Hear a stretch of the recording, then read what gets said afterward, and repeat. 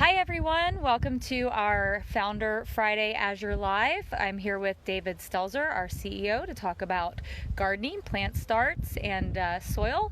So I will be turning the camera around now so that you can talk with David. Well, hey, good morning everybody, and hey, it is an awesome February day here. Still a little chilly out here on the farm at Azure. So right here we're at the greenhouses for Ellie's Eden.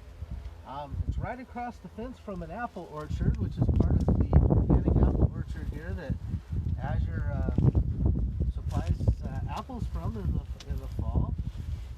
Beautiful part of Azure Farm here. So we have 7 of these hoop houses, and we're actually building 2 more. So this is going to be a really cool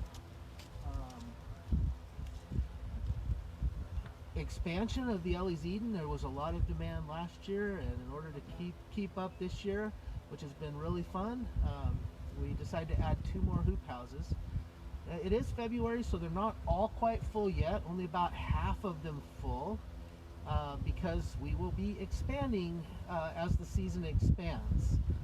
Peak season for Ellie's Eden is typically about the first to second week of May, but it usually starts with a bang about the middle of March when we start selling. So let's go ahead and go into some of the greenhouses here.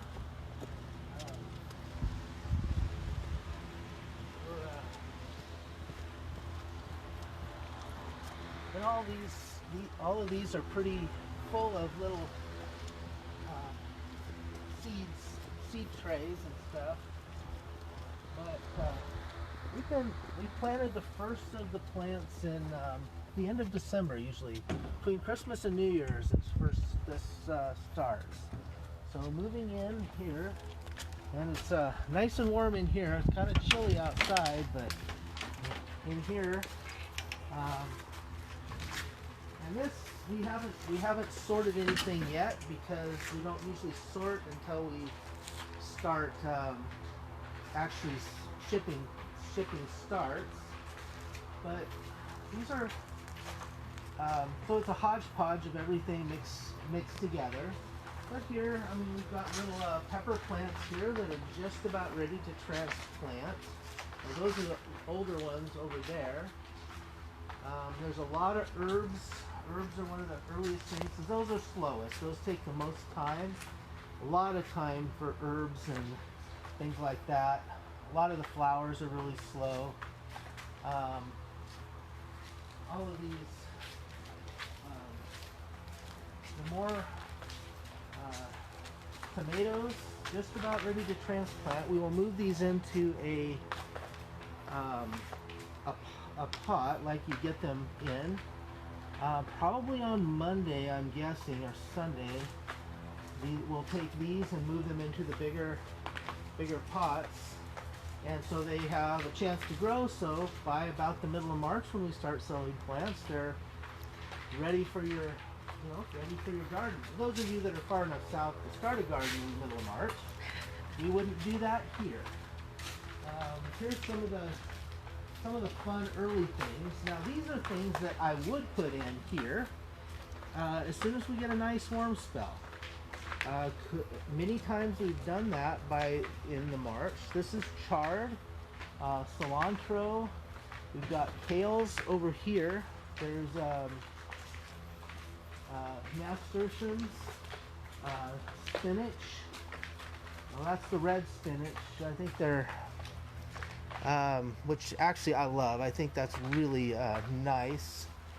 We've got, there's anyway, onions. Those can go in fairly soon, early as possible. That's a second planting, so those aren't quite as big, but so one of the cool parts about being able to use a greenhouse like this is to be able to stagger your garden planting so you can optimize the season. So wherever we're at, here in Oregon, you know, right now, I mean, last night it was still pretty cold. I think it got down to like 18 degrees or something last night. A little too cold for anything in the garden without having a hoop over it like this.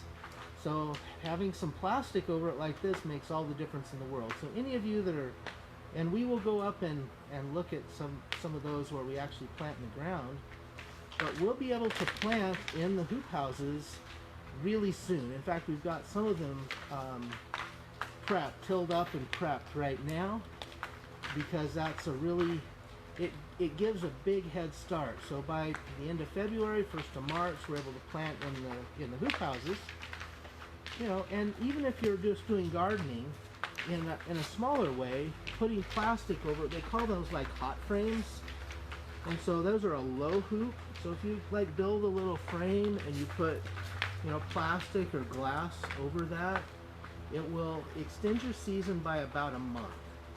And so with some things that's really cool, 'cause I'm really prejudiced to garden vegetables when it comes to greens and stuff. Truthfully, I really kind of hate, you know, shall we say, store-bought lettuce. Even the stuff we sell here at Azure, it's better, but I'm not real crazy about it. I really want my lettuce out of the garden.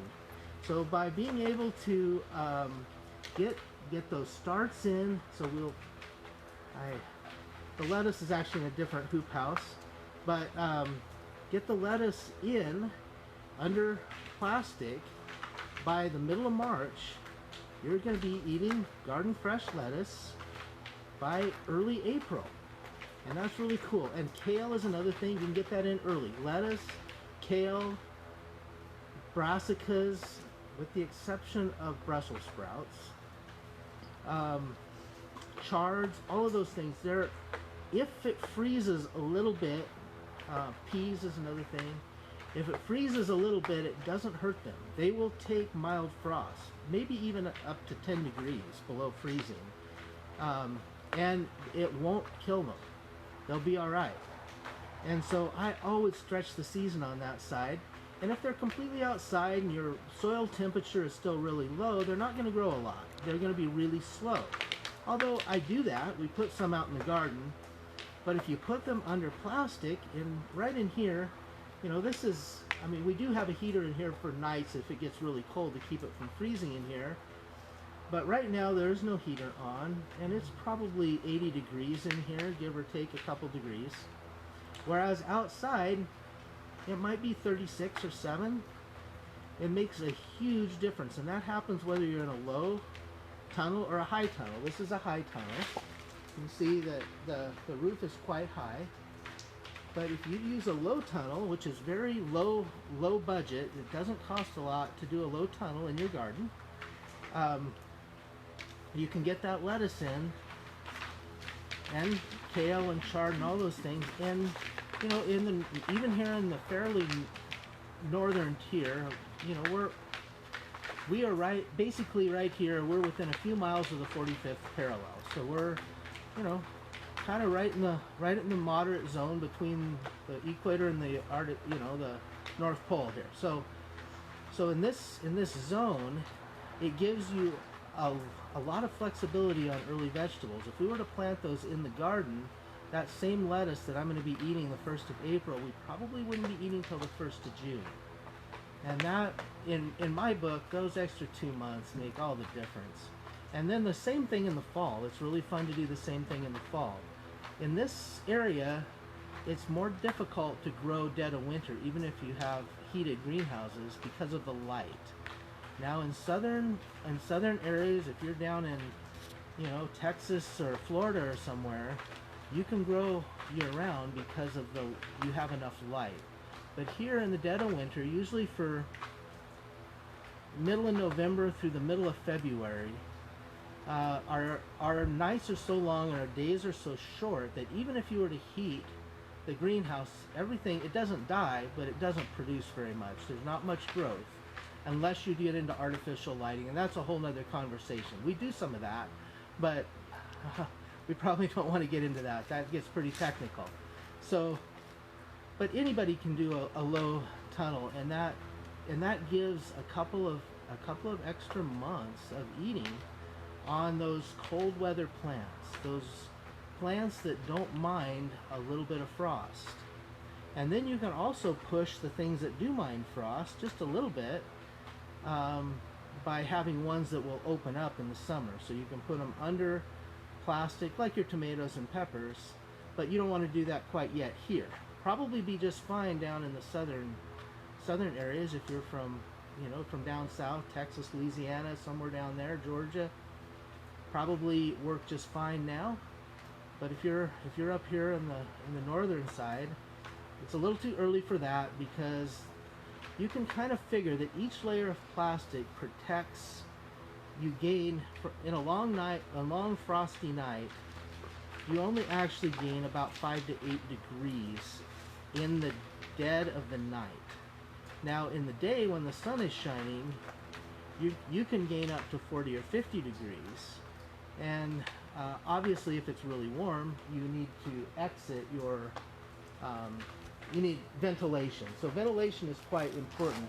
If you're doing a little low tunnel and it gets you have a really warm sunny day, you might need a way to be able to pull the plastic back just a little bit and let some of that air out, some of the heat out, because even if it's not that warm outside, it can get too hot in your little miniature greenhouse. So anyway, just wanted to encourage folks about that. We can go, these are, I like to say there's 7 of these hoop houses, but these are some of the plants that, we'll walk over here and I'll show you some of the,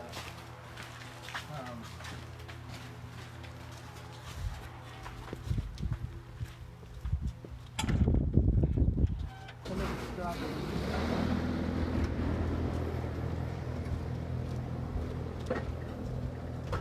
This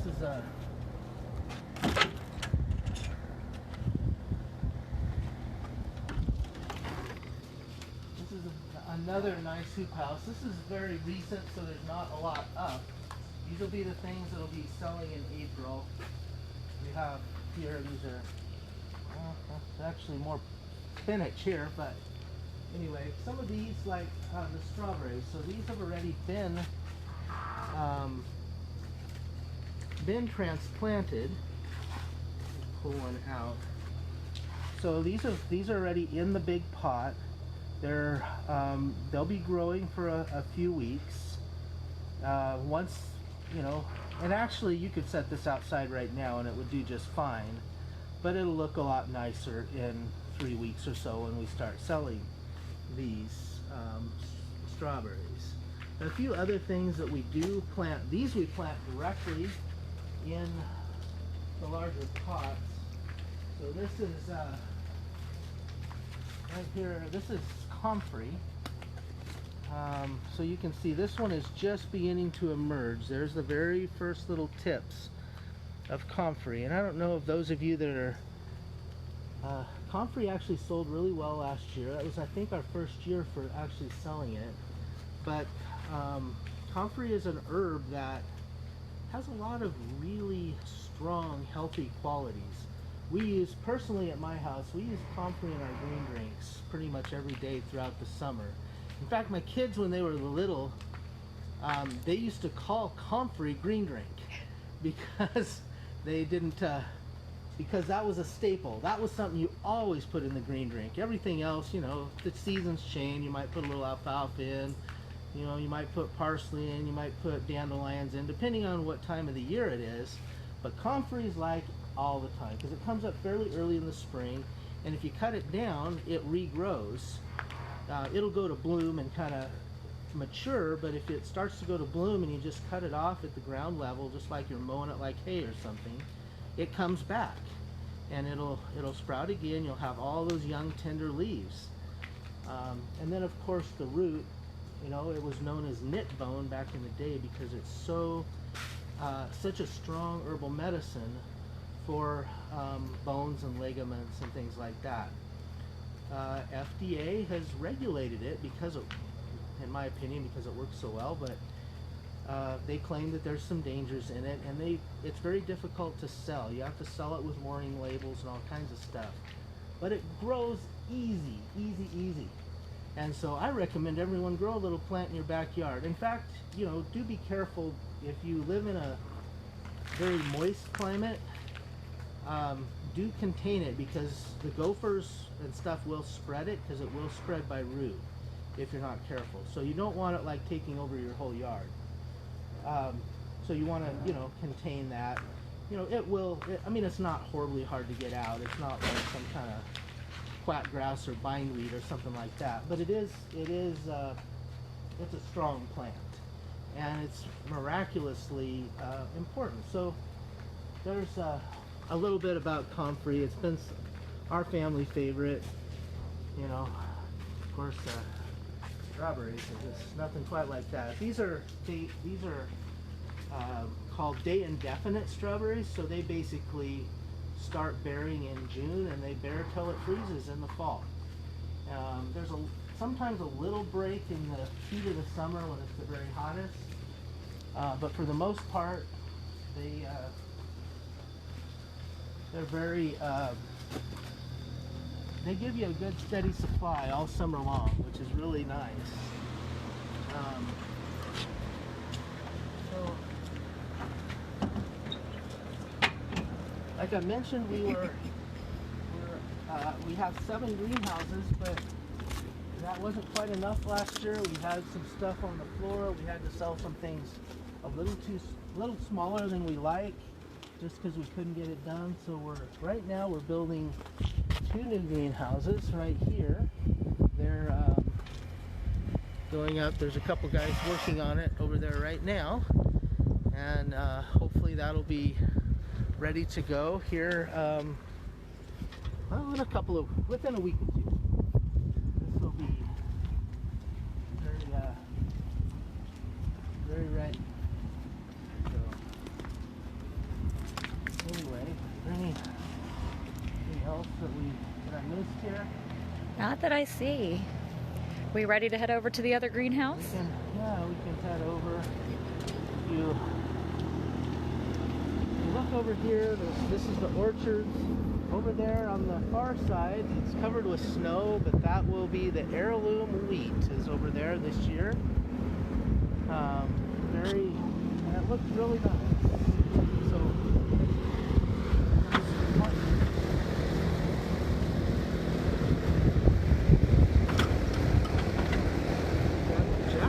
it's a little chilly out here.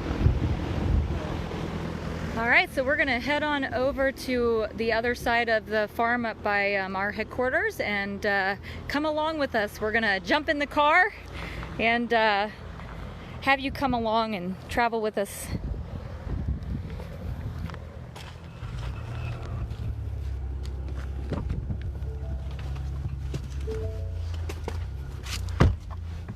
So David, as we're driving out, if you want to just share what we're looking at. And well, this is the hoop houses are not actually very far from headquarters where we're going,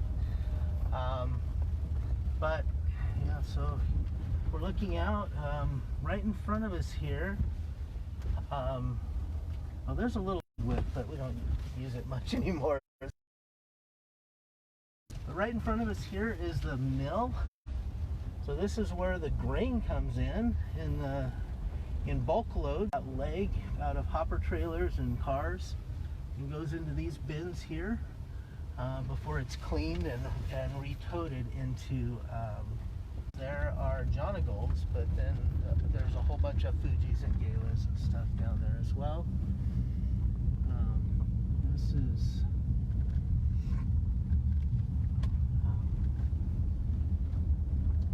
Yeah, so then we're moving down.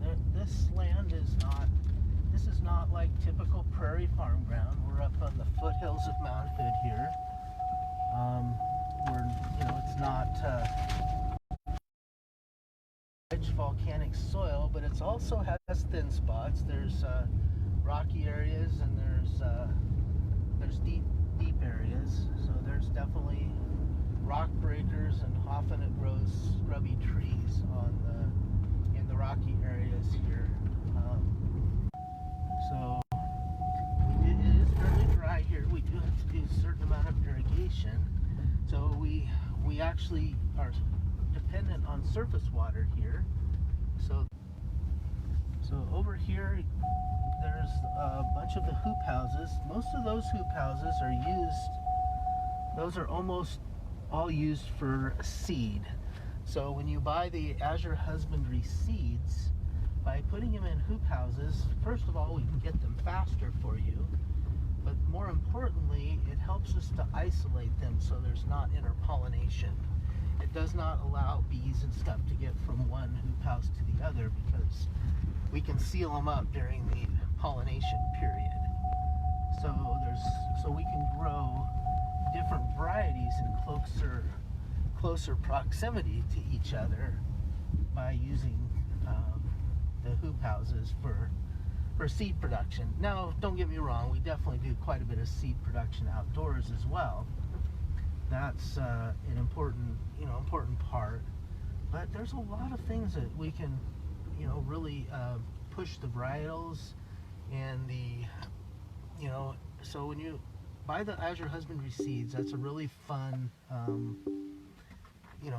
a fun piece of it. It's one of my, I really love doing the seeds because, the biodiversity and for the heirloom seeds and the ability, any of the seeds you buy from Azure are heirloom seeds. Your pollination, any squashes bred together doesn't make anything very useful, I'll tell you that. And they will cross together. You can easily cross butternut squash and zucchini, just as an example. But there's a lot. There is seed saving and I think seed to seed that are both very have a lot of information on how to do that for a small time, for a gardener. And broken pallets, waxed cardboard, things like that goes into this incinerator. We bale that up into bales and put it in the incinerator, and it heats that. It goes into this tank right here. You just, and so we do it basically with. She's got music going.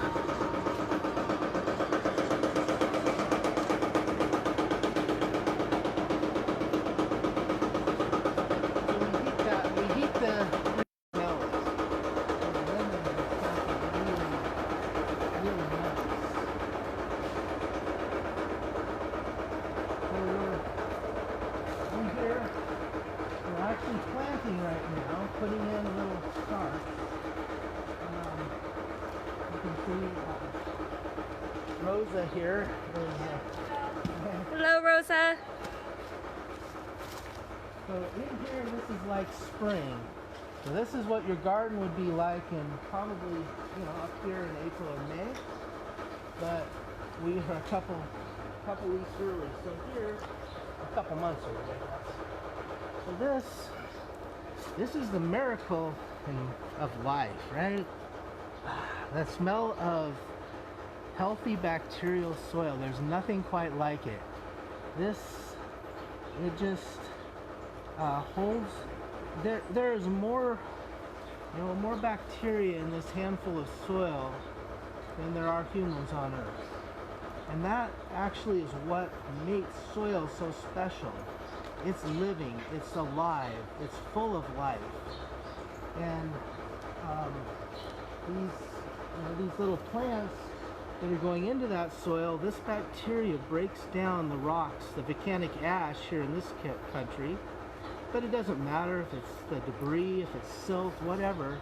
The bacteria from that native soil breaks that down, and it creates the perfect food for the plant. So all fertilizer in the organic world, we farm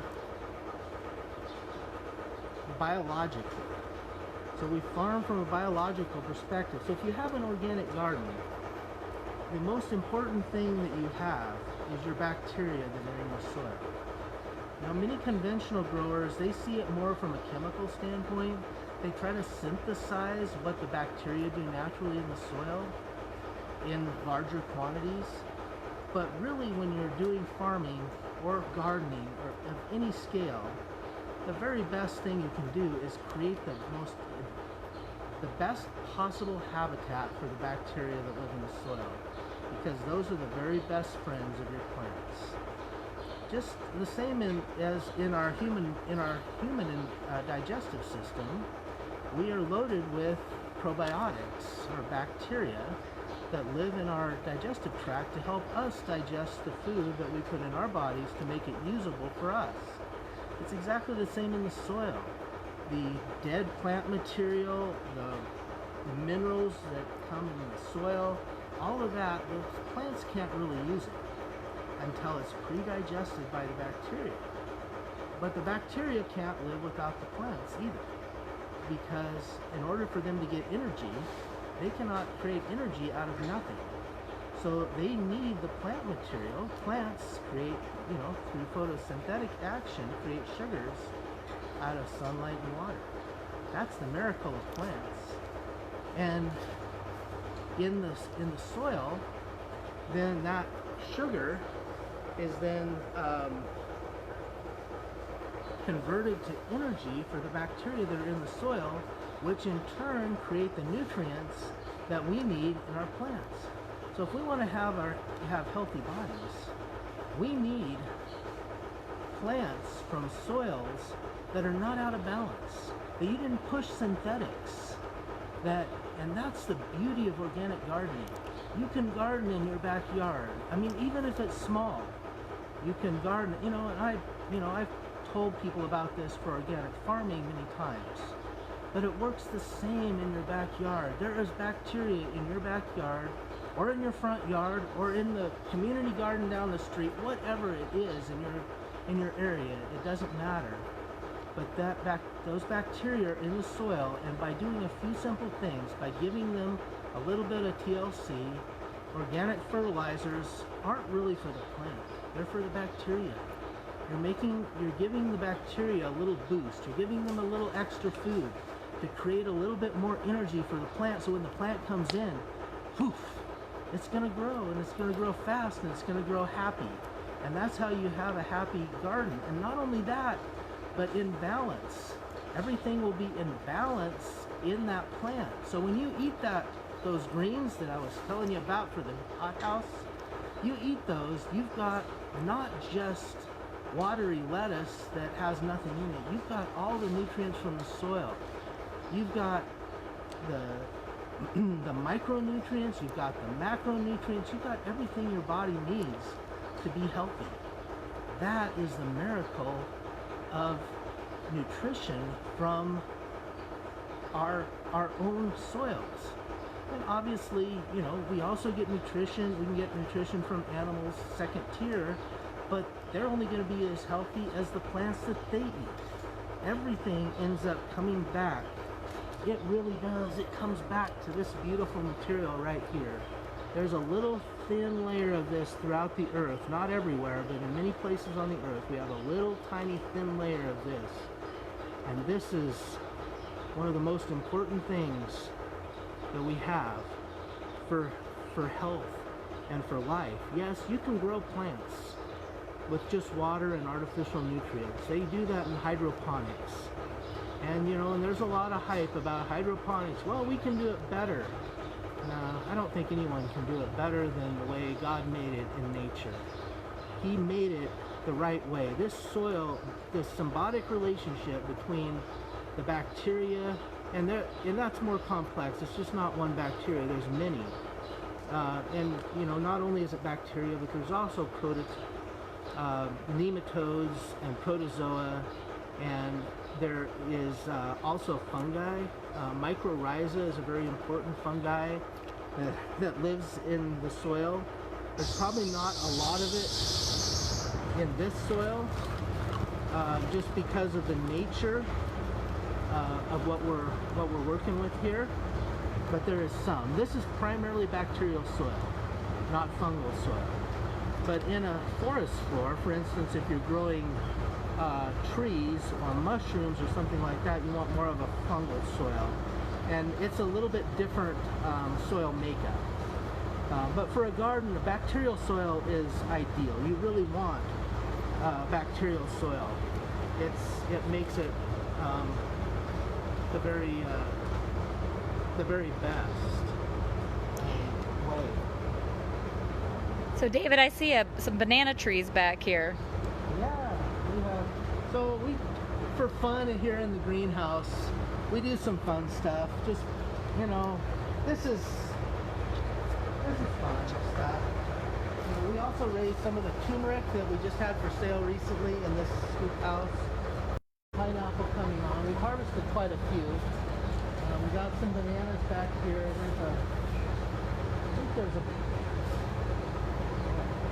Most of them have already been harvested for this year. There's a couple bunches on still down there that are small. So we just harvested a bunch that was over 100 pounds, so that was kind of fun, of the bananas here.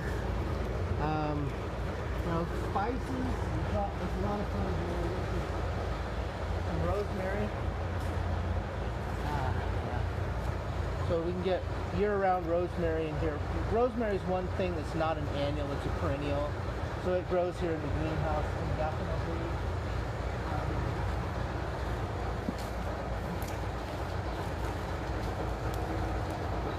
February mint, nothing like getting some mint. And I was telling you about Comfrey. Because we believe in the benefits of Comfrey so much, we actually keep a little bit here in the greenhouse. And this is some Comfrey that's already up, ready to use right now in February. Because we just have that for our own family because, if something happens, Comfrey is our go-to for a lot of, injuries or anything like that.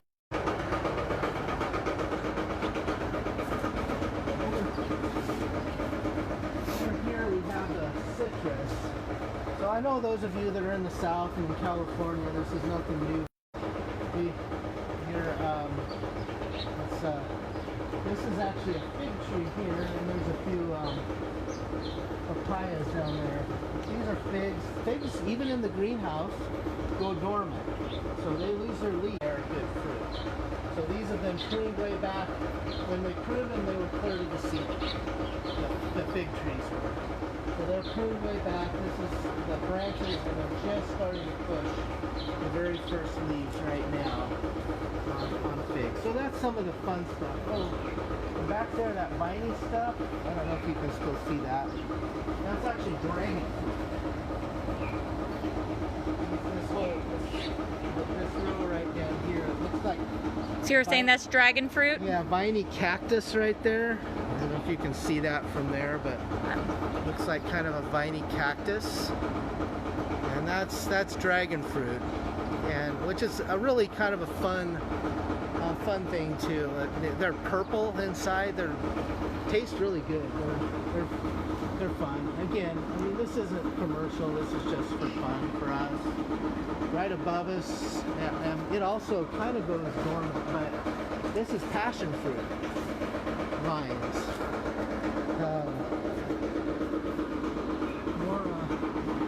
More citrus here.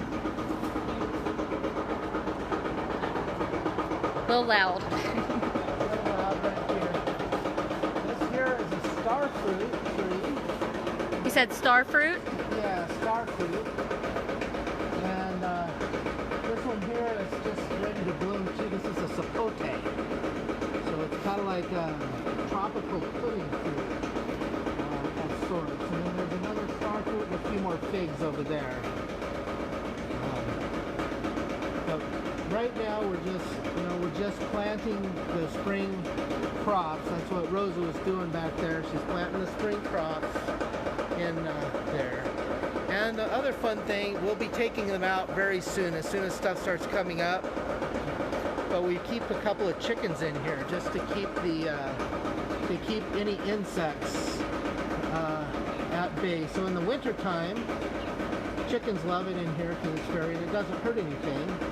So we run a few chickens in here just to keep the insects down in the winter time. But as soon as the little sprouts start coming up, you got to take them out, or they'll peck them off. So you can't really do that all year round, but it's really fun over the winter. And it's just part of the balance of nature. It works that way. So, anyway, there's the little pitch on organic gardening. I'd love to encourage any of you. It's a little too early early here to actually get out and outdoors garden, but I think this is about as good as synthetic as I can show you.